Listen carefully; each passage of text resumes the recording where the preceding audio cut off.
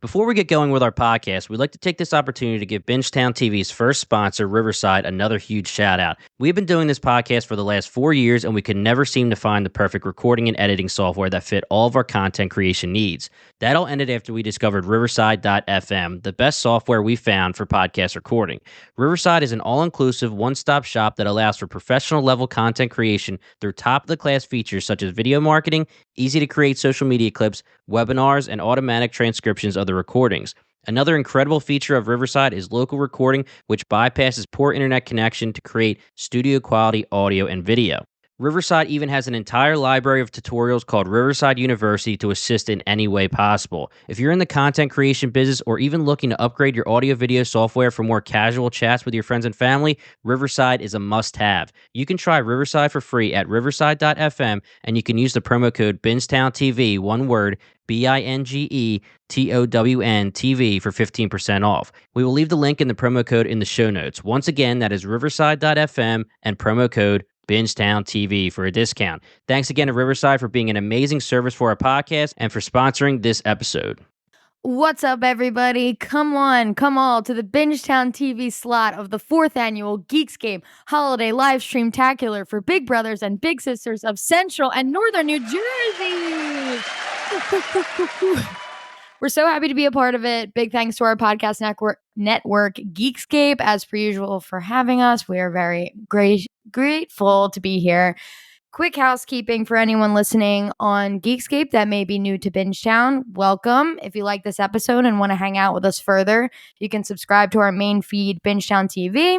You'll never miss an episode. We're currently recording Beacon 23 on MGM+, Season 45 of Survivor, A Murder at the End of the World on FX at Hulu, Invincible on Amazon Prime, and plus like 100 other shows that we've done in the last 3 or so years. We've got a lot. So today we've got me, Kathleen, we've got Paul, Jimmy, and Luke, and the 4 of us are going to pick 3-ish shows that we absolutely loved this year that dropped in 2023. It could be a second season or a third season. It doesn't have to be brand new content, but it has to have dropped. A season has to have dropped in this year. Okay. Mm-hmm. So to get it started, we're going to do a popcorn. Nobody knows the order. Nobody knows when anyone's going to pick. So we may steal from each other. And the first person that's going to go is Luke.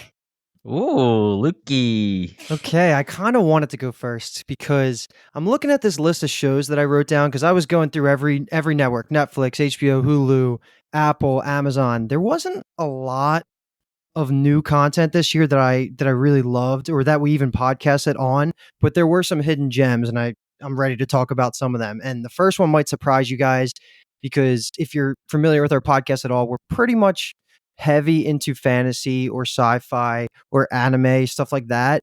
But this one is a little bit outside of our normal comfort zone, and we actually covered this in a one-off whole season view, and I'm going to pick FX's The Bear. I'm so happy you did it, Luke. Okay, Nice. I didn't know if you were going to guess that's where I was going, but I love this show. And I'm picking this show because season 2 came out this year, and it's one of the lesser known networks. I guess it's compared to like Netflix. It's FX, right? So it's only dropping on Hulu. And the second season dropped this year and it blew up. It took off.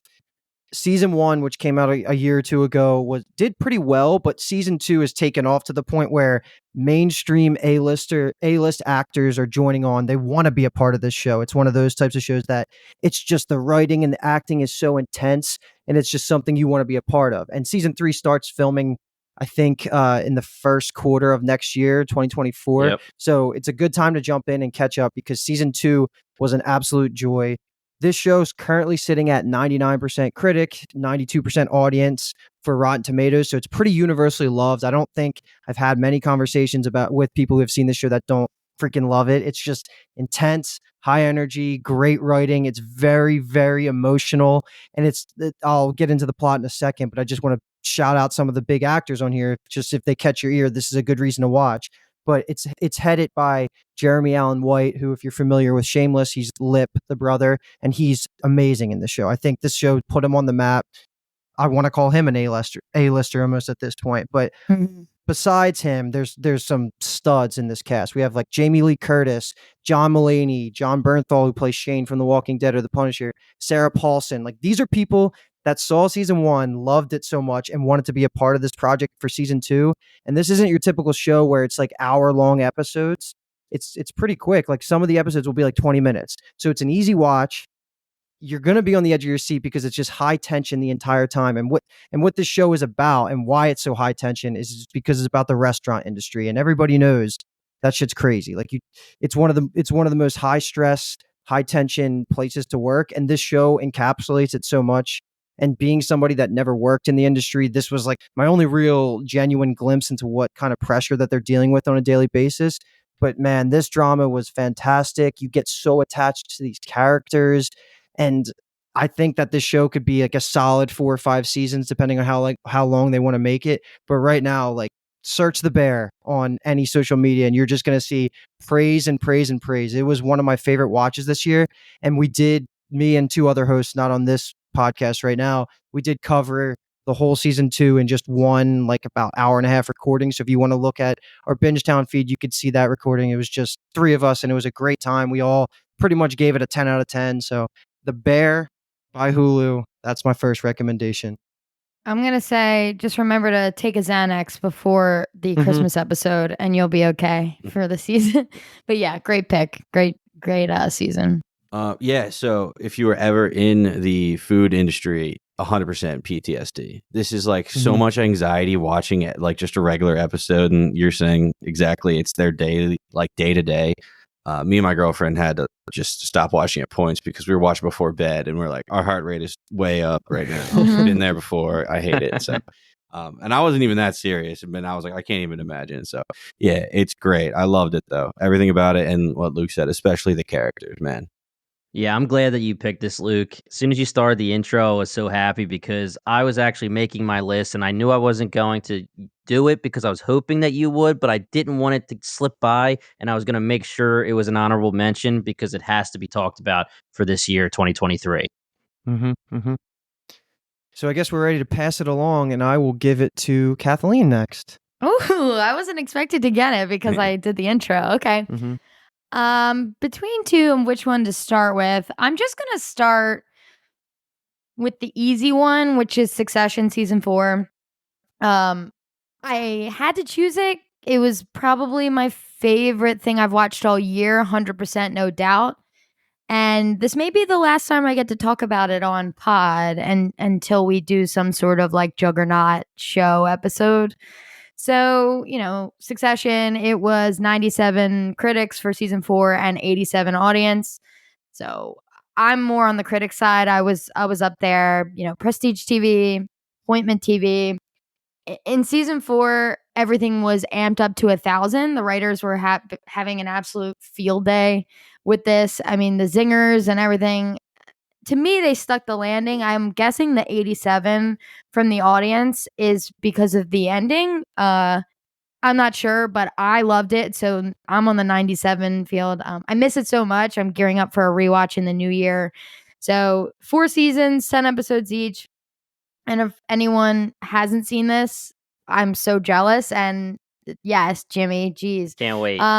It's basically just the quick gist, which honestly, the gist sounds boring. So it's the Roy family and their like media entertainment company, basically Amazon, but if it was even bigger almost, which sounds crazy. Biggest in the world. These are the richest people in the world. They're just awful people. Logan Roy is the top dog. He created the company, and then his kids.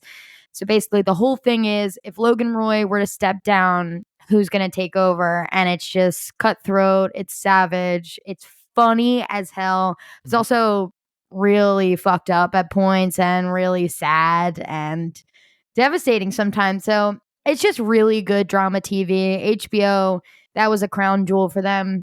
And just a week-to-week banger. We covered it on the podcast, me, Kyle, and my girlfriend, Alex. It was so fun. I really miss it. The 3 of us like really bonded over that show. That was just like, yeah, friendship for life because of that show. So that's my number 1 pick. Open it up to Luke, because I think you're the only one who watched it. Right. I watched it a little bit later than you. I kind of started catching up as season 4 was really building all that hype and it was becoming like super, super popular in like anywhere you looked. The acting was out of this world. That's just what Oh, yeah. I'll say my favorite part about the show was. And this was one of the easier binges I ever did because I never saw a single episode before season 4 came out. And then when that was airing, I kind of caught up right around when the finale dropped, and it was one of the easiest binges I've done in a long time. Cool. All right. Who am I going to throw it to? I'm going to throw it to James. What do you got, James? Hold on real quick. Are you throwing it to me? Yeah. Okay.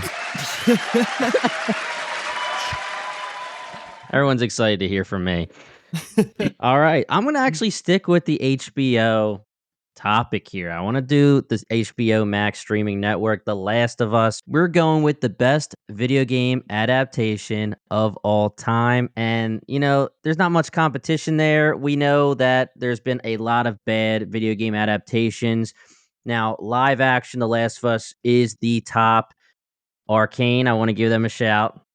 They're not live action. They need a shout. But The Last of Us is a phenomenal show that came out this year. It felt like HBO when it was coming out every single Sunday. It felt like Prestige TV. Pedro Pascal and Bella Ramsey killed it in their main character roles. We kept talking about how we need Pedro Pascal, however you want to say it, to get big movie deals. I don't know why he's not a huge movie actor. He's been in so much stuff and he's been praised so much. And guess what? Boom. He's going to be our Mr. Fantastic for the Marvel MCU. He deserves it. They adapted this video game perfectly in a way that people that played the video game can understand it, enjoy it, appreciate it. But then people who didn't play the video game, you don't need to have played to have a great time with this show. They do just fine teaching you exactly what you need to know to enjoy this show. And Rotten Tomatoes, 96 critics, 89 audience. Can't really beat that at all. But we're not going to do like this huge explanation, description of the show. Zombie apocalypse. That's all you need to know. And I'm sure that you guys already have seen some kind of marketing or commercial for it.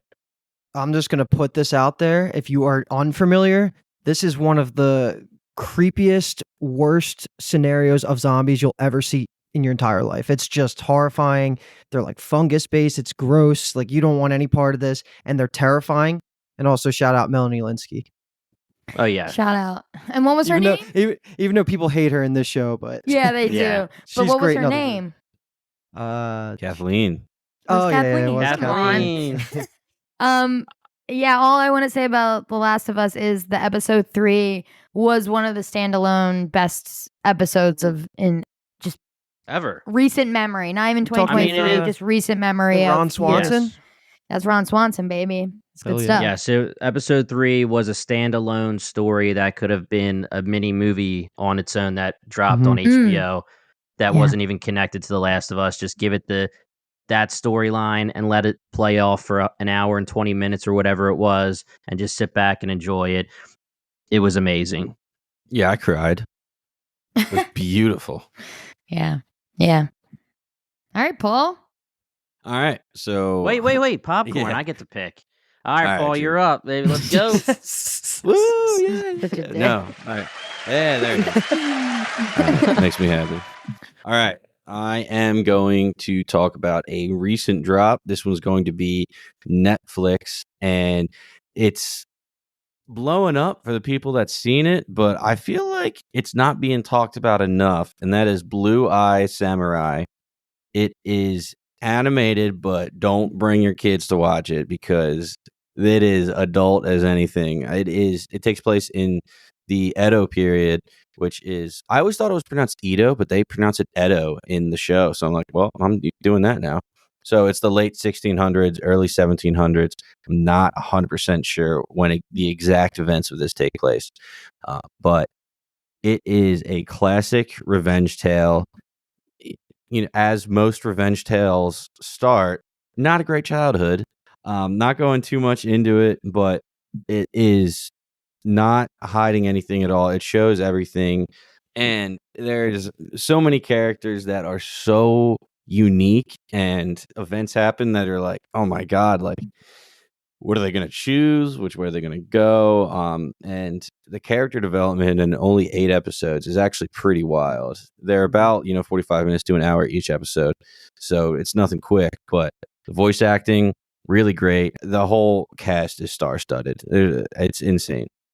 2 questions for you. Is it so? It's dubbed, right? Yes, it is. Okay. I actually don't know if it was originally produced as English or Right. Japanese, but I listened to it in English, and the voice acting was really good. It wasn't the best I've ever heard, but it was really good. And did they queue it up for a season 2, or is this going to be a standalone season, you think? Okay, so they queued it up for a season 2, and I would say that is my biggest criticism of the show, actually, is because I don't want to ruin too much, but the finale is very good, but they queued it up so much for a season 2 that it's like it can't be a season 1. Like if it got canceled and it didn't get renewed, which I don't know if it got renewed, to be honest. I didn't hear any news. Still very early, but I wouldn't put it in my top single seasons of all time due to the fact that the finale, It's open-ended. There's a chance that it's like we know Midnight Netflix. Club. We all know how Netflix works here. Yeah. So, Yeah. Really, really good. 100% on Rotten Tomatoes with 17 critic reviews, and then 96 audience with over 500. So people love it.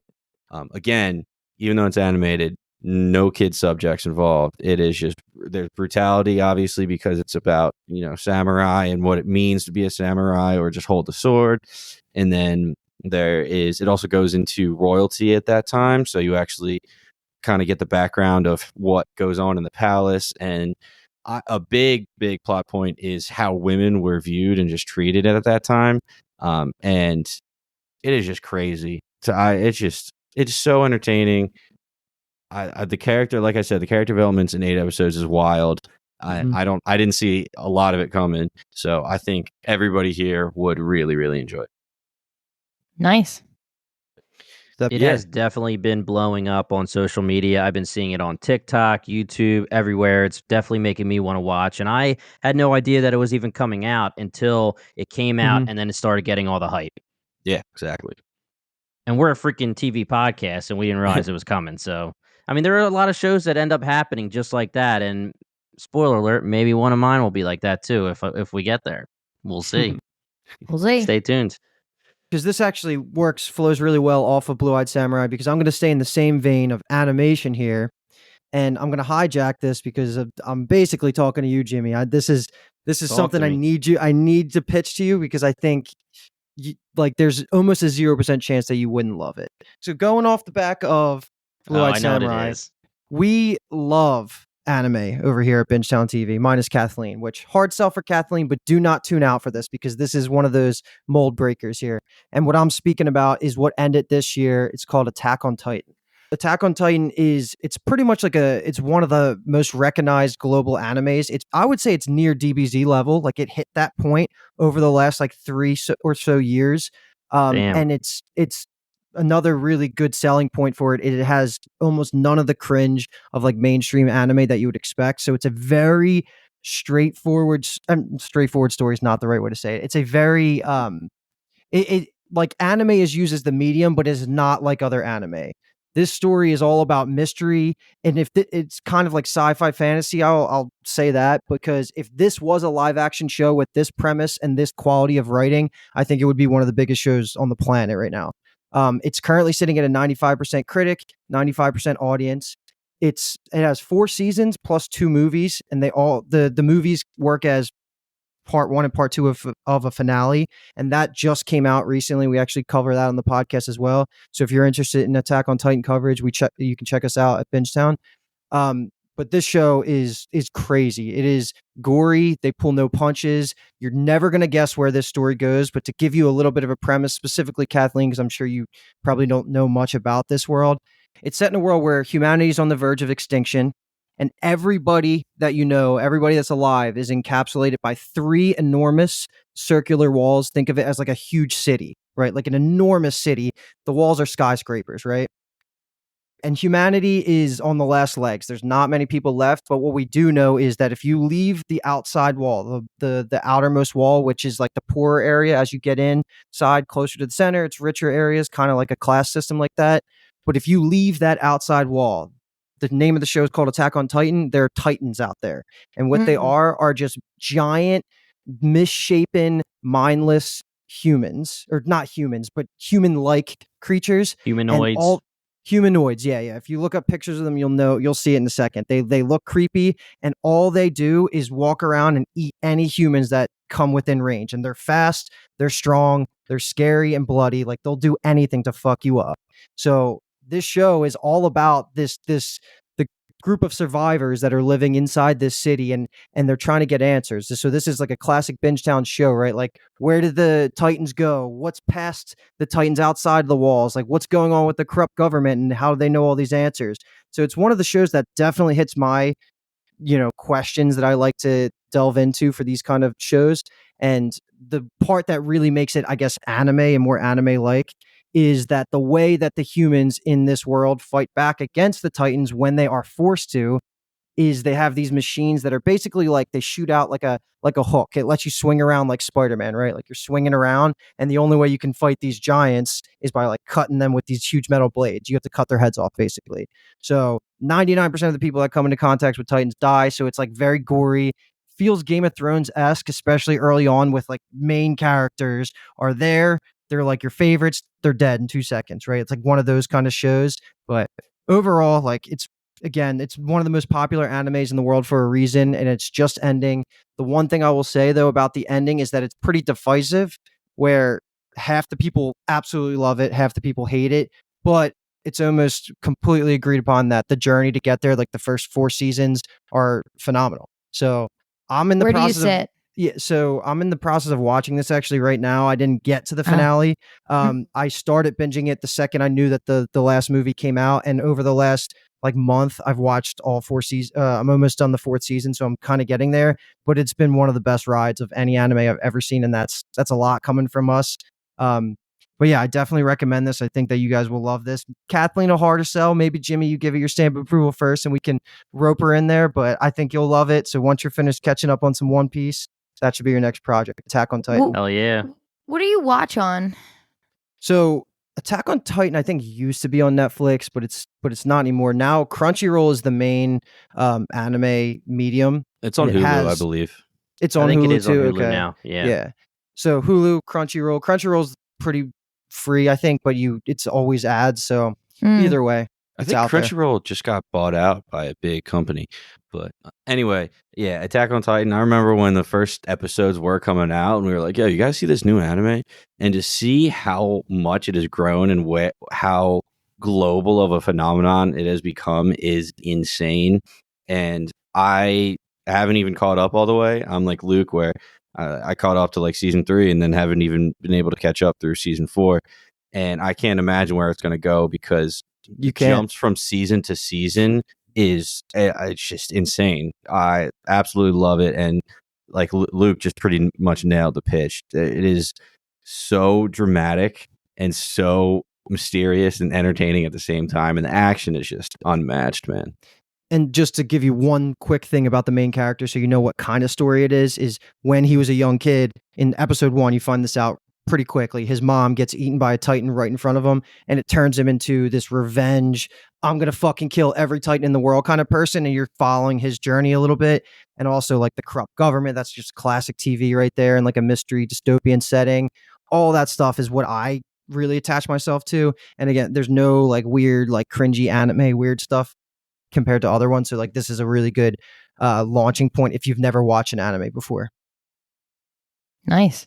Mm-hmm. Yeah, you convinced me, Luke. You've been telling me for a little bit to watch this show. I have a blind spot for anime recently. Death Note was big for me to finally watch that, and I'm excited to jump in on Attack on Titan when it's time. It's almost time, I think. I have some other things I need to catch up on. Succession's definitely one of them, too. So, yeah, it's on the list, 100%. I can't wait. Good stuff. Yeah, we'll see. Well, I watched Arcane, and I loved Arcane, so who's to say? But that's why you should trust us. Yeah, we would never send you guys with my life. We would never send you the cringy animes that you'd be out in like 2 episodes. I wouldn't even utter those words around you. But this is not under that category. I think you would really enjoy this one if you can get into it, an episode or I two. always think about when we did that Patreon and Kyle was pitching the volleyball anime, and you guys talked about a volleyball anime for like 30 minutes, and I was editing the podcast. I was like, I can't believe I have to live through this twice. But it was good. I love the passion. I absolutely love the passion. But Oh yeah. okay. So my And second that's known choice. as one of the best animes too, though, isn't it? It is. It's up there right now. Yeah. Yeah. Mhm. Yeah. It just cracked me up. I love the passion from you boys. It's the best. Okay. So my second choice is Shrinking on Apple TV. Ooh, No I like it. way. Sorry, Wow. Paul. That was going to be my first choice, but I gave it to Succession only because that was my absolute favorite of the year. Shrinking was an amazing, pleasant surprise. I saw people watching it. I'm not like, I know this isn't a sitcom. It's like a 30-minute type episode. Maybe the first one is longer, but 10 episodes, really quick. Apple TV really has not disappointed me ever. Shrinking has a 91 critics, 87 audience, and it's Jason Segel, who's a goat, absolute goat. He plays a therapist who's grieving his wife who passed away. It's heartwarming. It's hilarious. I laugh. I cried. It's just like a little romp about his life now after his wife. And my favorite part was that after the show, I couldn't stop thinking about how well the writers knew their characters. They were so lived in, and there's 7 characters. It's him is one, his 2 coworkers played by Jessica Williams and Harrison Ford, which is just phenomenal. Jessica Williams playing his coworker is so funny. So is Harrison Ford. He has a neighbor, a daughter, a patient, and a best friend, and all 7 of them are so fleshed out, so perfect. Just I was so pleasantly surprised, and I can't stop pitching the show enough. I was like the easiest watch of the year for me, and by the end, I was just like happy, crying, and it was picked up for a season 2, or else I would have pitched that on our single episode we did, or single season episode we did on our What to Watch Next feed. But yeah, Shrinking, Apple TV. You won't be disappointed. It's so good. Jason Segel is a classic, man. He's an instant classic. So Paul, I'll hand it to you since I stole that. Apparently, I didn't think I was going to be stealing that from anybody. Oh, that was in my back pocket. I was like, oh, no one's going to pick this. I think Kathleen's seen it, but she won't pick it. I'm glad that you actually picked it because you explained that way better than I could. You could honestly feel how excited you were talking about it and all the characters. Yeah. So, and you didn't even mention the Rotten Tomato score, which is insane, 91% critics. I did. You did? No, I said it. She started with it. I'm insane because I was still I was flabbergasted that she stole it. All right. Well, okay, let me rephrase that. Since you brought up the Rotten Tomato score, 91%, just it doesn't disappoint. I absolutely loved it, and it made me laugh out loud. Like, not a whole lot of shows do that lately, but it had its moments that were sad, but they were more like happy sad, kind of what you're talking about. But my God, I cracked up.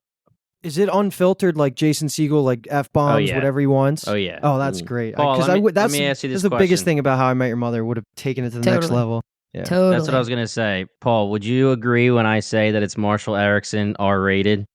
Because it's the same, like, kind of character, the same like teddy bear, heartwarming kind of guy, but he's also being Marshall if he was allowed to curse in How I Met Your Mother, and it's hilarious. Yeah. Oh no, he's phenomenal. It reminds me a lot of his character in Forgetting Sarah Marshall, because he is the same like lovable dude. He's typecast? Is that what you're saying, dude?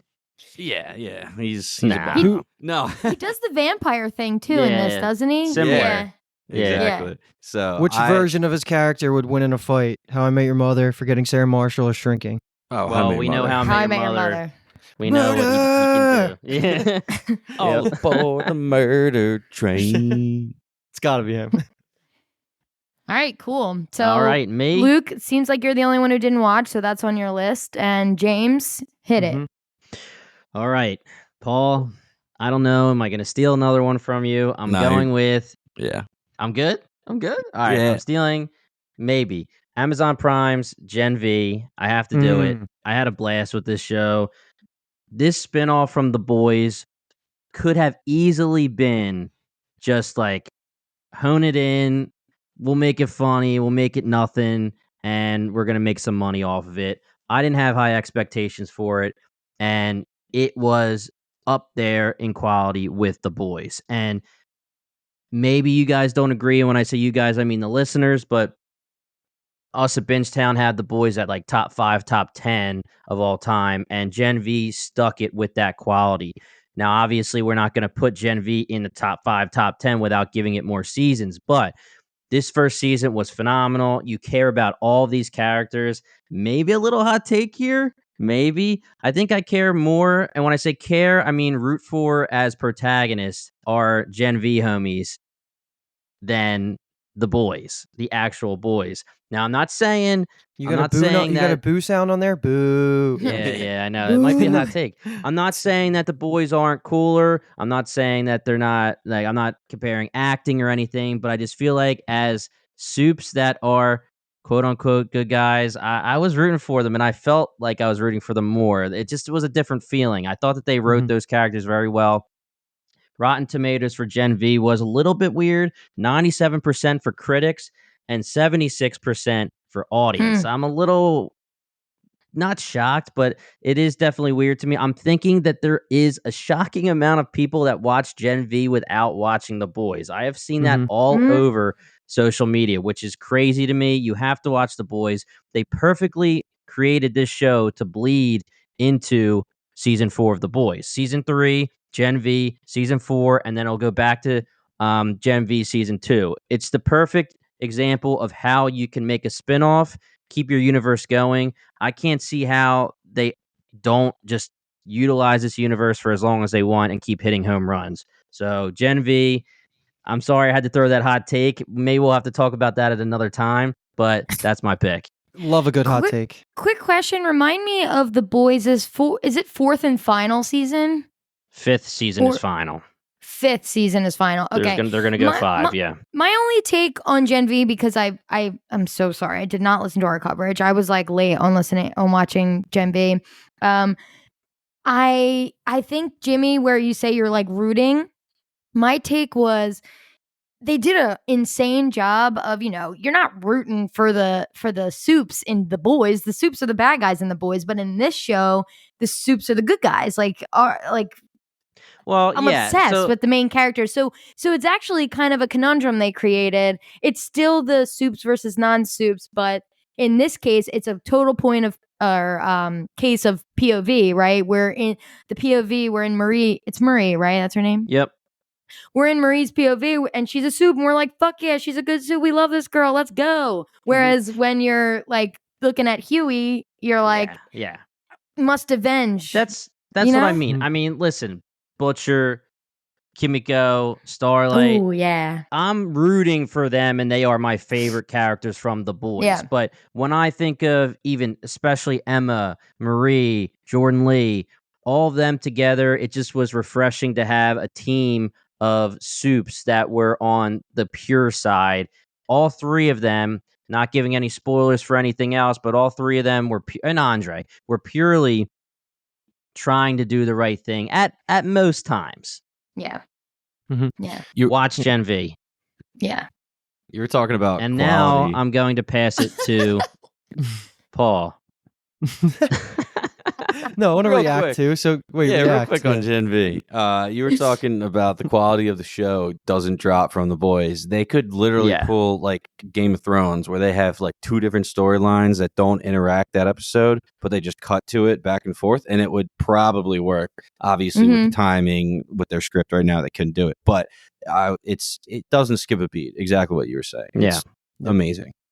I don't even consider it that separate from The Boys. It's The Boys universe to me, and Totally. And if thinking of it in that vein, like it's still just top tier TV. And if you guys didn't hear, this is something that got announced today. The Boys is getting another spinoff. It got greenlit. It's called The Boys Mexico. So I don't know why that location or what the context is around that. But Jimmy, I think they realized that Gen V wasn't enough marketing for The Boys universe, that they're literally calling this next one The Boys Mexico, so that it'll be easier to transition fans from one to the other, because Yes, what I that's was true. told was That's very Gen V is true. literally described as like The Boys season 3.5. Then season 4, Yeah, The Boys is going to come 100%. out. Then it's going to be Gen V season 2 or The Boys season 4.5. Then the 4.5. finale at Yep. 5. So I don't know when The Boys Mexico's in there, but this is one of my favorite. What do they call it? It's VCU, the Vought Cinematic Universe, or Yeah. whatever it is. Like, this is one of my favorite things over the last like 5 to 10 years that has been put out in media like this. And Gen V just crushed. It was one of my favorite things I watched this year. Agreed. And now I'm going to hand it over to Paul. All right. Here we I go. already checked. There's no booze, but we can add any audio we want. So you bet your ass there's going to be some booze for the next recording. Yeah, that's dangerous. Don't give me that power. Keep me away from those buttons. My backup now. This is one of the biggest shows in the world, so I don't even need to pitch it that much. But Ted Lasso season 3 came out this year. Oh. Nice. March. Nice. Okay. It came out in March, and I'm a little confused about the reviews because it was 82% critic, 77% audience, with over 1,000 reviews in the audience. And honestly, I feel like there's some anger that season 3 is the last season, and that's why people are rating it so low. Real Because salty, man. I thought it was amazing. I thought it wrapped it up beautifully. It obviously took everybody off guard that this was the end, but if you string it along, then it loses quality if the passion is not behind it. So I thought it ended at a perfect spot with the character Ted and with the team Richmond. And yeah, if you don't know what it's about, a coach from the U.S. who is all about good vibes, a successful high school football coach, goes over to England to be the head coach of a Premier League soccer, aka football team, and he's a big joke. Nobody takes him seriously. Players don't even take him seriously, but over time he wins everybody over. He's just the nicest guy in the world, and you walk away feeling good every time. I mean, it's some I don't want to say bad stuff, but some dark stuff. There's like unpleasant storylines, but it's still good story behind it. So it's not just like la-di-da the whole time. And I don't know. There's not a whole lot to say. I think you guys listening all have seen an ad for it somewhere, or at least heard somebody talking about it, because it blew up season 2 and then especially season 3. So loved it. I still sing some of the chants in my head whenever I'm playing FIFA Pro Clubs now and stuff like that. And I see, Jamie Tart characters all in FIFA that people create. So it definitely has a huge impact. I saw a lot of critiques on Ted Lasso season 3, so I'm not surprised by the 77 for the audience. I think was it writing or like plot? It was plot, and I think they were just kind of saying it wasn't going anywhere and it was all floof. But that's why you go watch Ted Lasso. I mean, I think it started stronger than it ended for sure, but you go to Ted Lasso to feel great. Like Paul said, you go to smile. You don't go for a Shakespearean play. Just relax and enjoy it. What the fuck? So I'm on your side, Paul. I loved it. I mean, it was, again, one of those things that I was seated every week to watch Ted Lasso with my girlfriend. It was one of our favorite episodes of the week. It was great. So good. Did you see it, Jamie? No, I haven't seen it yet. Okay. It was another one of those shows that, because it was Apple TV when it first came out, it was pre-Severance and all of that when I didn't get Apple TV yet, and I've been following Severance, Silo, all those newer shows coming out, and I haven't gone back into the catalog yet. But Ted Lasso, again, I have a long list. I don't know where Ted Lasso is on that list. I'll help you prioritize off pod. I got you. Yeah, you're such a bum. Cool.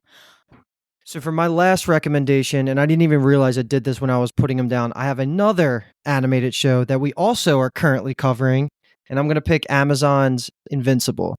So this show is currently in the middle of dropping the second season. What they do is there's 8 episodes in the first season, 8 episodes in the second season. We are through 4 episodes, so they're going through a couple month hiatus before dropping the second part of season 2. So that'll be out early 2024. So it's a perfect time to jump in and catch up, because this show right now, it's sitting at 99% critic, 88% audience. And this is a show that's pulled directly from a comic. It's based on like this with the same name, Invincible, a completed project. So it has that source material to pull from. And basically what this show is, if you haven't heard it, you're living under a rock, because even like Amazon owning Thursday Night Football and promoting it, I think it's been a little bit more mainstream than it was in the past because of all the marketing they're throwing into it. But what this show essentially is The Boys, where it's like a world with superheroes, superpowers, but in a more animated and I want to say less focused on politics, more focused on the craziness of this world that it exists in, where everybody can have superpowers. But then on top of that, there's aliens involved, and there's monsters, and there's Atlantis, and then there's Martians. There's everything you could think about in pop culture is somehow involved in Invincible, which makes it so fun, because the writing is just, you can't put a box around it. You can do whatever you want.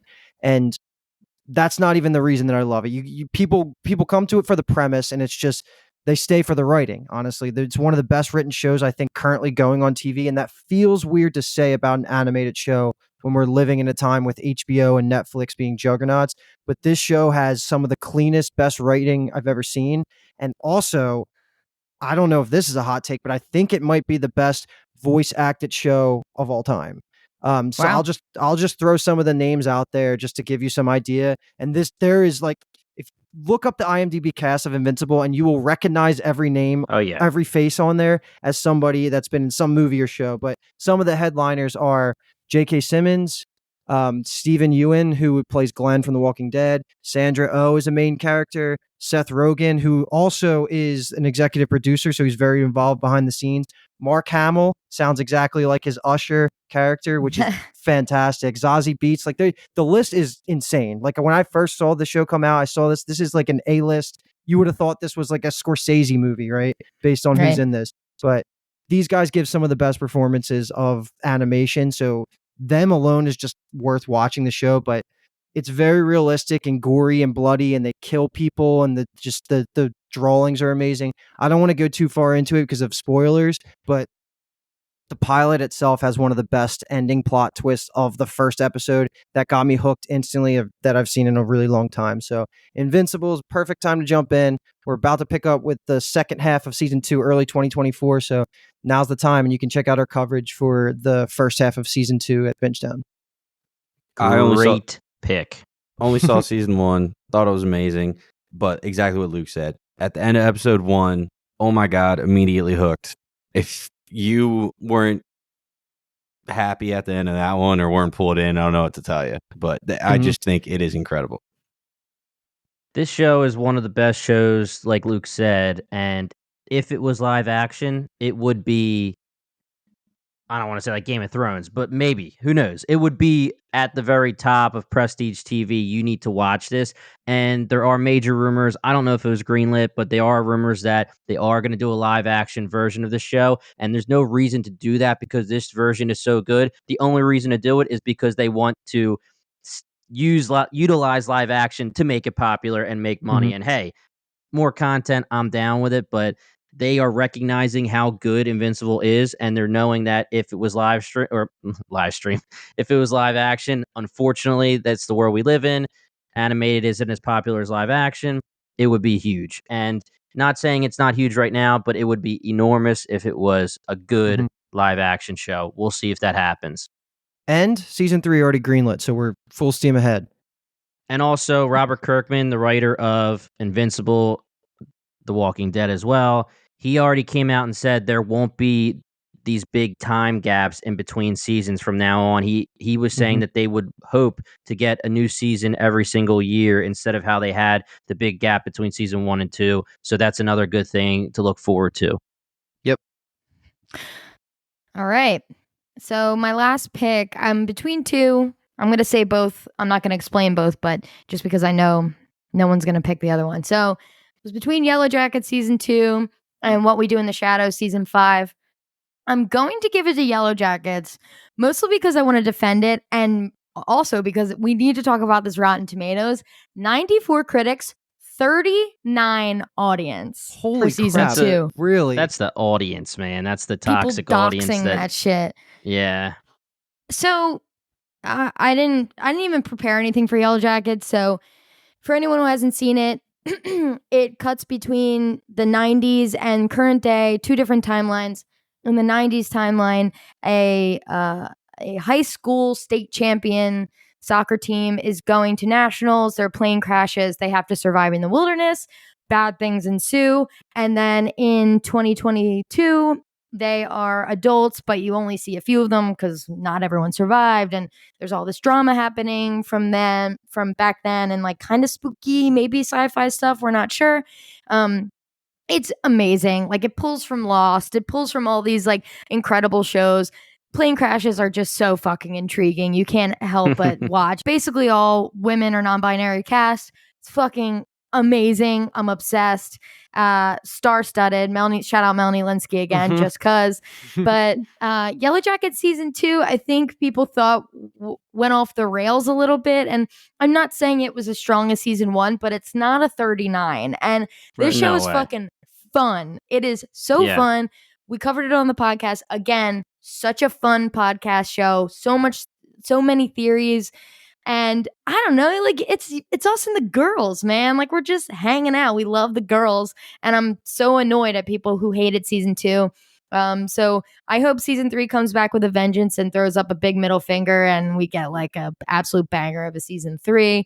I think we have 5 seasons confirmed. Yeah. As is the plan, which we think it's a little too long. We were hoping more of like a 3 or a 4.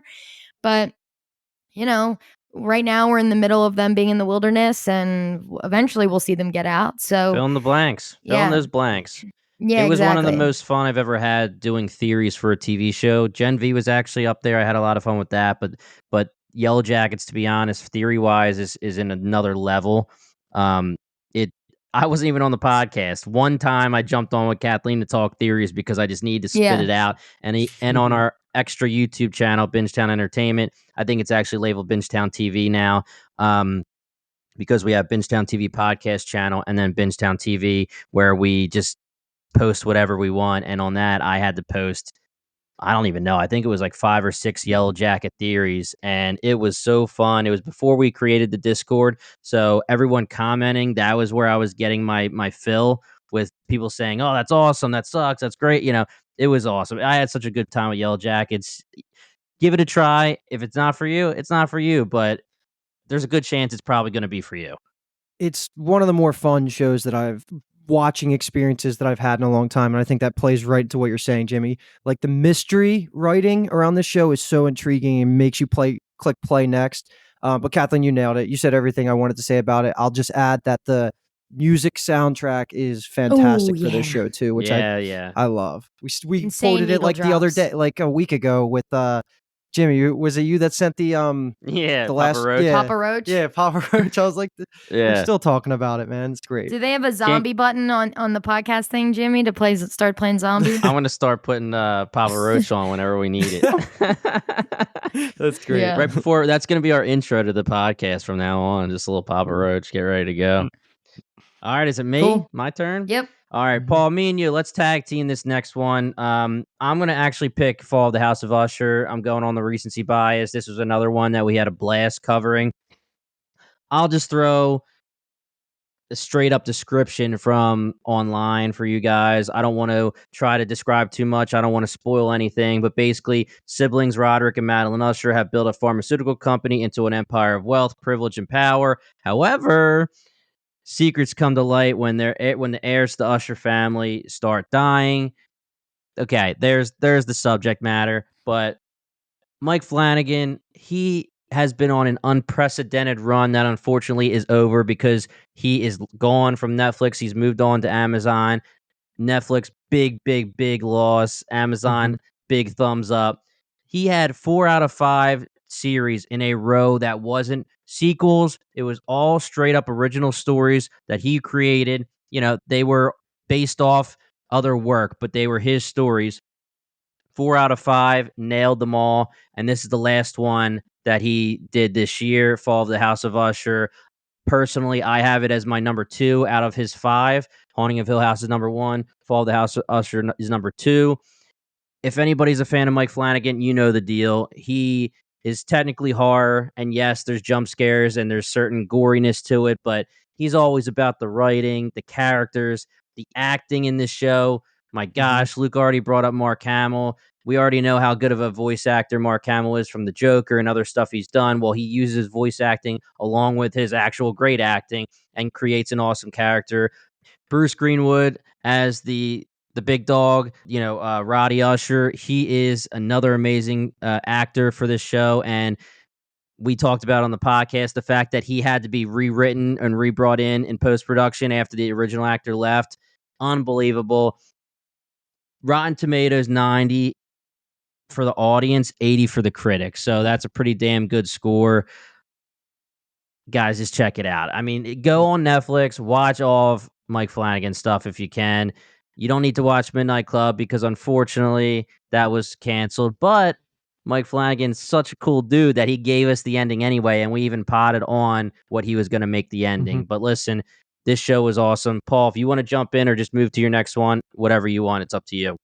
I'll just say that we did a Mike Flanagan character draft, and a lot of characters from Fall of the House of Usher went first.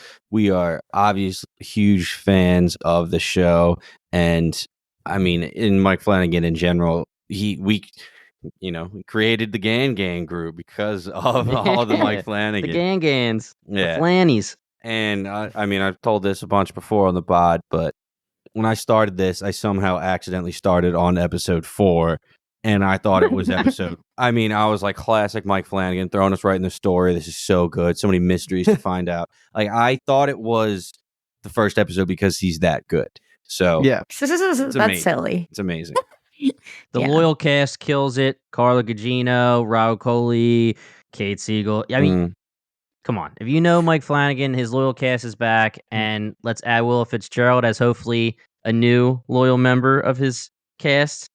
I mean, Great love show. her. So hell yeah. Also, if you're a big Edgar salute Allan you. Poe fan, like big Yes. English history Yeah. buff or whatever, a lot. This is all basically an ode to him. I don't know what it is about Flanagan, but he just knows how to speak to me when he writes shows, and he's just. I will never not watch something that he makes. But yeah, Agreed. House of the Usher was definitely one of the best shows I watched this year. And now I'm going to pass it to Paul. Thanks, Jimmy. All right. I'm going to cap this off with Silo. This is an Apple TV show. This is, like we were saying it all episode, all recording. I couldn't wait to watch this when it dropped. I forget what day it was. It was like Wednesdays or something crazy. And I'm like, all right, I'm clearing my plan because I need to watch this. It had 88% critics, 61% audience, which there might be some book reviewers in there because it was originally a book series first. We had the author Hugh Howey, correct? I'm not pronouncing. Yep. Okay, cool. The double first names always throw me off. But Hugh Howey, the man, we've been able to talk to him twice now about this show because he's so cool and wants to come on and just spread the love, and we loved it so much. The premise, real quick, is everybody left on Earth lives in this silo. It's an underground bunker, and they don't know their history. They don't know how they got there. They don't know what happened. All they know is that they live in this silo, and there's a big machine on the bottom that keeps it running, and their job is to keep that machine running, otherwise everybody dies. And the people on the bottom that take care of the machine, they're kind of considered like low class, like blue collar. There is like hierarchy in between the levels of the silo. And all of a sudden there's a murder, people go missing, and all of a sudden one of these low level engineers becomes, a high up official. And the whole thing is you can't go out of the silo because the earth is poisoned. Whatever happened, you can't go out there. So everybody's stuck in here, but then there's talk of, I don't want to give too much away, but there's a history already within the silo. There was a history of a rebellion, and that kind of founded how the silo runs now. They say, hey, don't do that anymore. We saw how that ended. So amazing mystery. The theories are out of this world. Star-studded cast. Rebecca Ferguson leads it. You'll recognize a few other of the supporting, but she was amazing, and I loved it. It was set up for season 2, and I cannot wait for season 2. Don't you Just- dare walk away without saying Tim Robbins. Tim Or Robbins. Common. Robbins are common. Tim Robbins are common. One of my favorite games was to listen to Bingetown's coverage and play Robbins are common. I'm glad. I'm glad that you did most of the talking, Paul, because I think I recommended it already twice on our What Should I Watch pod because I loved it so much. I said it every single time. For me, it was one of the biggest surprises of the year. I was looking for shows that we could cover, saw a trailer, said, what the heck is this? Never read the books. I sent it to you, to the guys and girl, Kathleen, on the pod and said, you guys want to cover this? And we ended up covering it. Yeah, they said no, and I got someone else to cover with me. Tyler, shout to you. And it ended up being one of the best shows of the year.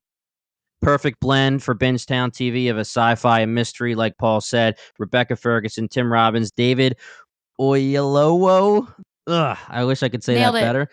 Rashida Jones, star-studded cast, and we have this book adaptation where Hugh Howey is involved. He is the author of the books. He is involved fully. He loves it. He talked to us twice. They have a beginning and an end ready to go because they have the book series. It's like an amateur way of saying or comparing, like Game of Thrones. You know, everything was great while they still had the book material, and then they lost the book material when George R. R. Martin wasn't finishing, and then it went off the rails. Well, Silo has that beginning and that end, so we're good to go there. The big mystery that everyone thinks is what's going on outside the silo. But Hugh himself on the podcast told us, yes, that's very intriguing, but think about what's going on inside the silo too, which is a lot of the story. So this was a great show. I had a blast covering it. And yeah, I don't know what the deal is with the 61% audience. Maybe it was book readers not happy with a direct adaptation. A lot of people were saying that it was a little confusing, but that's why I like doing explanation videos and theories. And I don't think once they give you the answers, I don't think it was that confusing. But the last thing I will say is that this show is one season right now. There are a lot of mysteries. You're going to be like, what the heck is going on? Maybe that's why people said 61%. But I will say at the end of season 1, you will get answers. You'll get enough answers where you will feel confident that they are going to answer your questions by the end of this show. I loved Silo. it. Check it out. Silo, It was boom. Great Silo, cliffhanger. yeah. One of my favorite scenes, like regardless of how I feel about the show, which I really liked. The final scene of season 1 was so good. All right, Agreed. guys. That's it. Well, honorable mentions So- real quick, just so we Oh, don't. yes. Let's throw offend some Rapid too many fire with people. no Yeah. explanation. I'm going to go first because I just want to go. Hurt my heart not to be able to include the live action of One Piece and the I movie knew- yeah. of The Last Kingdom, which the show itself was more of our side of how much we love, but the movie came out this year. And then my third one, I'm a diehard Black Mirror fan, and I thought the new season that came out this year had some great one-off episodes. Yeah, it did. I already said mine, which was What We Do in the Shadows, season 5. All rise, baby. It's just getting better and better every season. Honestly, I'm glad you said One Piece, Luke, because I was joking that I don't even know if I said it on the pod, but in my head I was saying it. So I got some headcanon here that the curse was broken for The Last of Us, where video game adaptations just were awful over and over and over and over again, especially live action. I keep bringing up Arcane. I don't count that because it's not live action. Anime One Piece, adaptations, my goodness.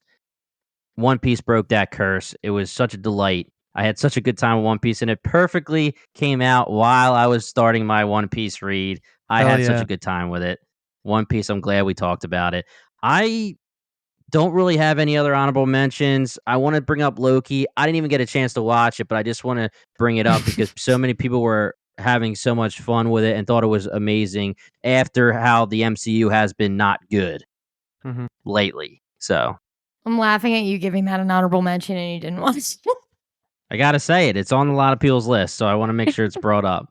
I didn't have any. Paul? And Peaky Blinders season 6 was last year, right? Yes. Oh my God. That would have been on the list. Yeah, because if That it was wasn't, excellent. exactly. But That was a great list. So thanks for joining us at the 4th annual Geekscape Holiday Live Stream Tacular for Big Brothers and Big Sisters of Central and Northern New Jersey.